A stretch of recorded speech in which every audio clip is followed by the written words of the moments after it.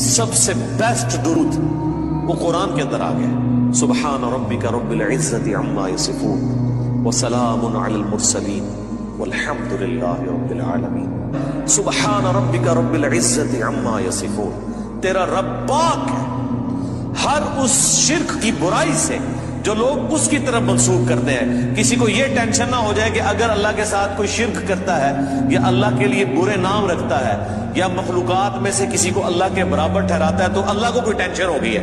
نو، سبحان ربک رب العزہ، بے شک تیرا رب جو عزت والا ہے، پاک ہے، بلند ہے اس شرک سے جو لوگ اس کی طرف منسوخ کرتے ہیں۔ وسلام علی المرسلین، اس کے اندر پتہ کیا درد ہے؟